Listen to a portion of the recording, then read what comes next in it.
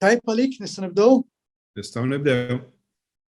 Today on our interview, I'm pleased to introduce to you Mr. Stephen Vella, the Deputy Principal, Business Development and Quality Assurance of the Malta College of Arts, Science and Technology, better known by the acronym MCAS. A few words about our distinguished guest. Mr. Vella started his teaching career in 1993, where he taught graphic design and photography. In 2008, Stephen was appointed Director of the Institute of Art and Design. In 2015, he was appointed Head of Technical College at MCAS, and 2017, General Manager at MCAS Gateway to Industry. And in 2021, he was appointed Deputy Principal.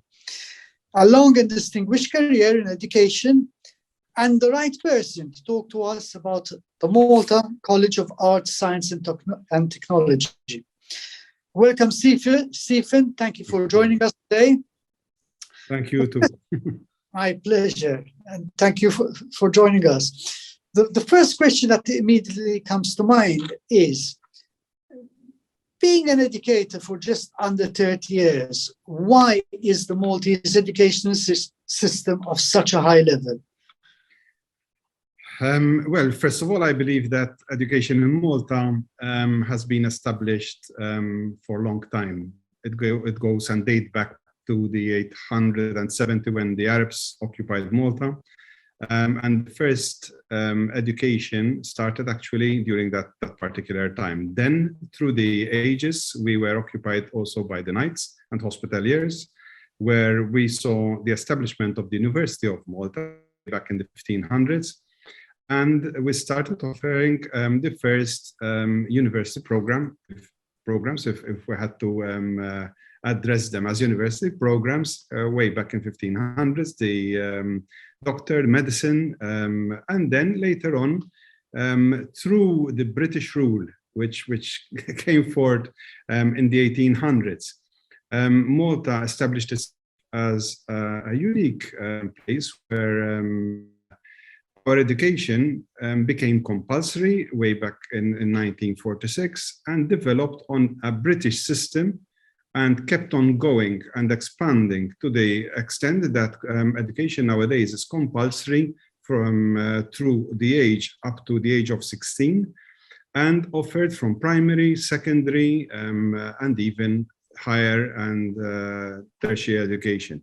So I think it has been throughout all these years that we've built a good education system throughout the years, through, I believe, the right mix, because the Arabs, the Knights, the British, they all gave an input in our education, and nowadays we stand where we stand, where we're credited by universal acclamation that the education in Malta is one of the best which one could find, across the world.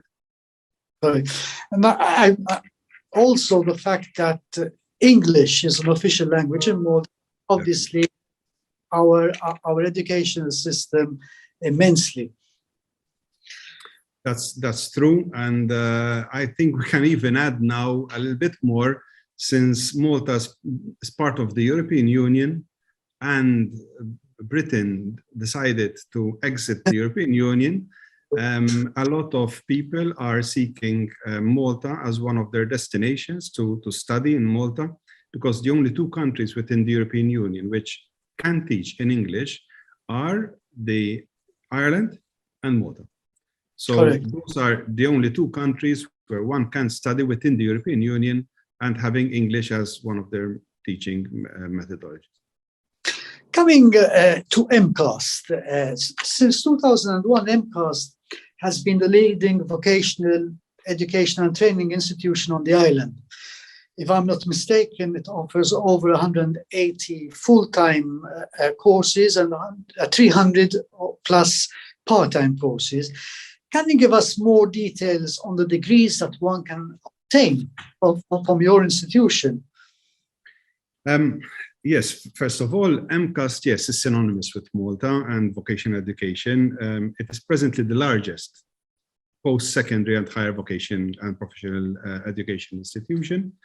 But it roots back to the 1960s when we had the polytechnics and qualifications in higher education.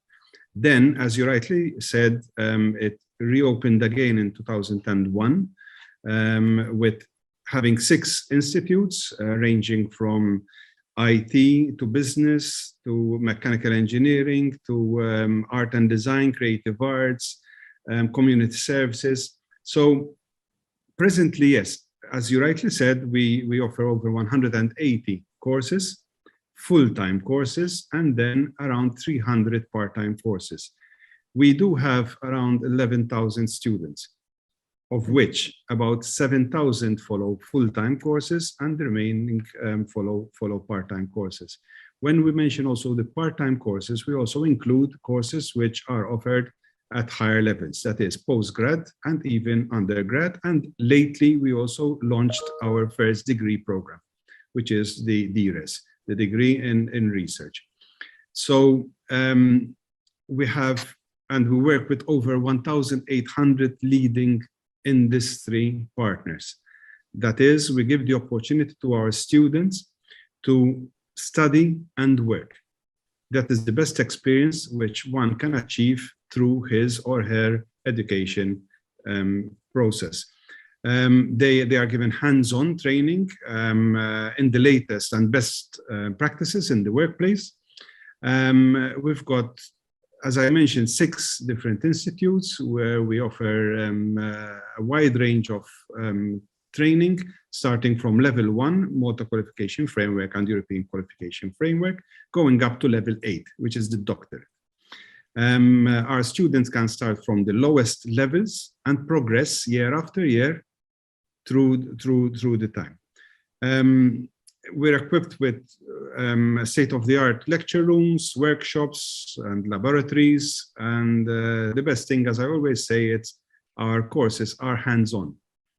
Since we have our partners, the possibility to work and prepare for employment is our ideal position. That is, giving the opportunity to students to study and train while they are studying, and then easing them out as soon as they finish their studies to start working within the industry. If I may pick up on this point, because I also read that MCAST works very closely with the private sector as well to see the employment needs the large companies in Malta need for the future, and also tailor makes or prepares students for future employment. One of them, if I'm not mistaken, is Lufthansa Technique and SR Techniques, which are 2 big successes on the island, and worked with MCAST a lot on this. Yes, that is the case. Whenever industry comes to Malta and prefers to come to Malta to set shop, I think MCAST was always there to support them through the right learning and training provision. You mentioned one company, such as Lufthansa Technique. When they decided to set shop in Malta, they required over 500 technicians. MCAST was prepared to come up with the necessary courses, which are accredited by Transport Malta and EASA, to offer training to technicians in order for Lufthansa to set shop in Malta. We are still supporting Lufthansa, and apart from Lufthansa nowadays, we've got Medavia, we've got SR Technique, which are also 2 MROs, which are offering jobs to people who would like to train within the aviation industry. But apart from those companies, I think MCAST is offering also a service to other large companies, such as SR Technique, Method, Seifert. These are all international companies which have their industry and their companies here in Malta, set in Malta, which constantly require the right employees to work within this particular industry or specialization. We're quite varied. We give the opportunity to tailor make their courses according to their needs. So if a company comes to Malta and requires a particular training, we do our best to, in the fastest way, to offer such service, training service to these companies. It's not just preparing, but even constantly giving the support for training and retraining and reskilling of their staff as well. We do have also requests from international companies who request MCAS to offer their training services to upskill their employees as well. And we do offer that as part of our offerings as well. That's brilliant. Recently, I also saw some posts that you had Freshers Week, which is, and I'm sure you had a take of students. Approximately how many students would have joined this year, and out of which, how many overseas students and from which countries? Yes, actually, the numbers were quite exorbitant, and we were very pleased with Freshers Week. But apart from that, with the list of applicants and the applications we received, we had over 1,800 students who applied to take up their courses this year. And if one had to consider even the dynamics of the cohorts, we've got 82% of these students who are Maltese nationals, but then we've got over 18% of our total cohort, which are international students. And they vary and they come from practically different countries. The largest cohort comes from India, but then we've got over 150 students coming from Serbia, from Ukraine, from Turkey, from Venezuela, from South Korea, from Vietnam, you know, a lot from the European Union countries, Brazil, and we've got Bulgaria, Cameroon. So presently, we've got 1,200 international students. So the number of students are on the increase.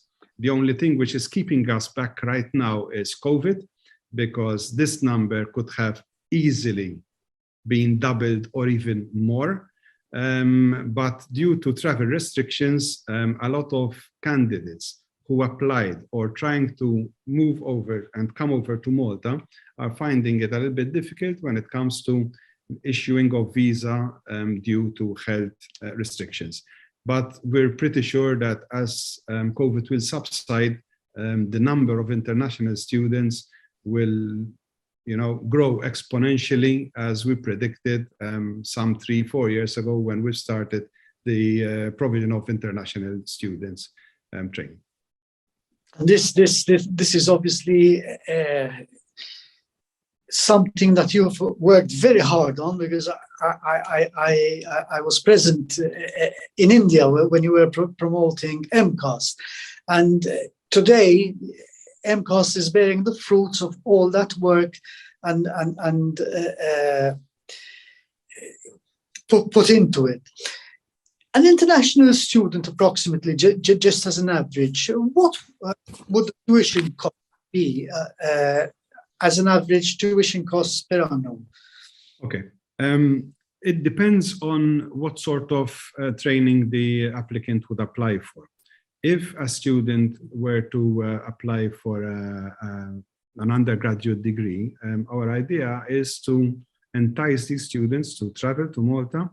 The first year would be around 6,700 or 6,500, it all depends on that. The second year would also be around 6,500, but then we offer the possibility of a scholarship during the third year if they're following an undergraduate course. Why do we do this? We wouldn't like to offer a sponsorship during the first year, because we would like to see the commitment of the student.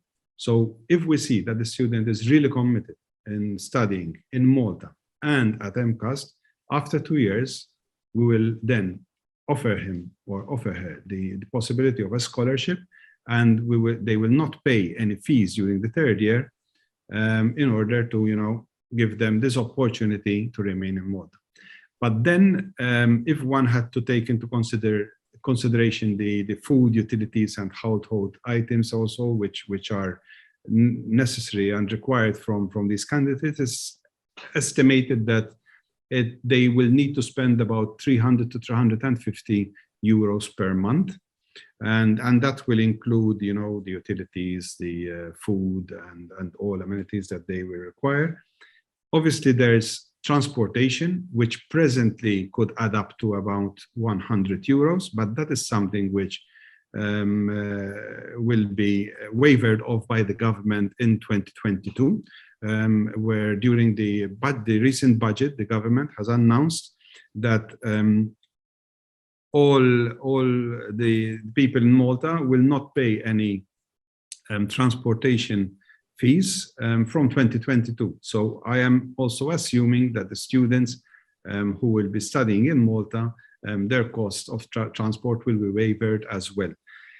Another opportunity, but which these students have, is the possibility that they can travel to Malta, they can study, and the government is giving them also the opportunity to work up to 20 hours per week while they are studying. And this gives them a little bit of, you know, funds in order to sustain themselves during their stay, with a possibility also of staying in Malta as soon as they finish, because we require a lot of skilled workers. And if they find a job which is related to their area of study and specialization, they can be granted a residency visa and work visa for an additional 1 year, which was extendable year after year, to work in Malta. And we have a large number of these students who decided to do this, and I think we've got over 80% who remained in Malta after studying at 𝐏𝐬𝐿, and they're working directly, you know, in our industry. And that is, I believe, supporting the industry through education, and that is one of our main roles as 𝐏𝐬𝐿. I can't agree with you more, because obviously the Maltese economy is growing so fast that we constantly need manpower to fuel our growth as a nation. So on this note, Stephen, thank you very, very much for your time. It was a great pleasure talking with you this morning, afternoon on my side of the world. And thank you so much for doing such a great job at 𝐏𝐬𝐿 and helping not only the Maltese educational system, but the Maltese economy, because at the end of the day, 𝐏𝐬𝐿 prepares students to go into the Maltese workforce, thus growing the Maltese economy. Thank you very much for this opportunity, and I wish you all the best of luck through your travels as well. Thank you so much, Stephen. Thank you, and good day. Bye. Thank you so much. Bye. Good day. Bye. Good day.